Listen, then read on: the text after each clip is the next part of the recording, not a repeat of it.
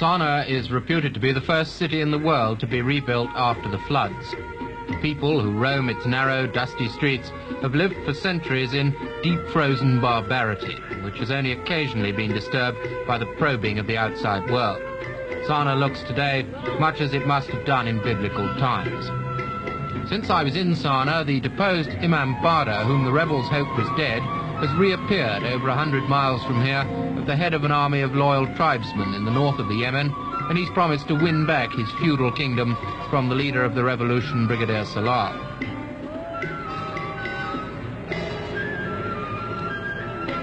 Every man who can afford a rifle carries it as a prized possession, and it's the support of these men that Salal needs for his new regime. The old Imam kept the tribes subdued by the classical method of taking hostages against their good behavior.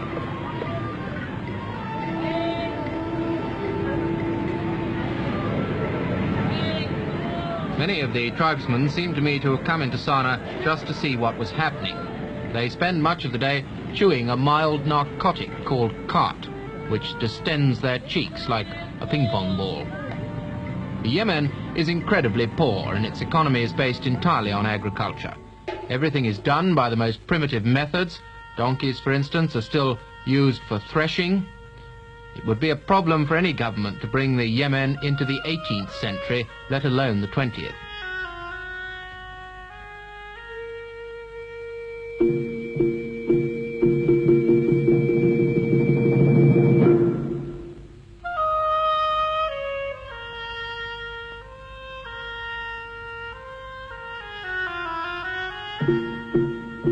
Outward signs of the revolution are few, until you look more closely, for instance, at this picturesque camel train.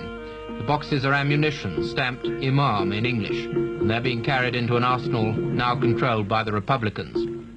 The revolution began at midnight on September the 26th.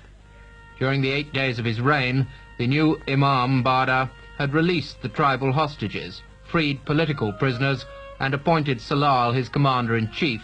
This policy of appeasement proved fatally misguided.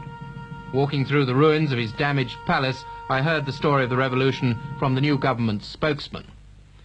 In the center of صنعاء there's a square which dominates much of the city, and at midnight 6 Russian-built tanks of the Yemeni army moved in from their barracks outside the city wall. 3 stayed in the square and 3 surrounded the palace. The Imam was telephoned and asked to surrender. He refused, and the tanks began shelling the palace. The Imam fought back until dawn, when he left through a small side door, normally used by the women. It doesn't say much for the revolutionaries, as there are only, as far as I could see, 3 ways out of the palace in all. The revolutionaries pursued the Imam for 22 days, until they lost track of him in the north. When he'd gone, the public were allowed into the palace to loot.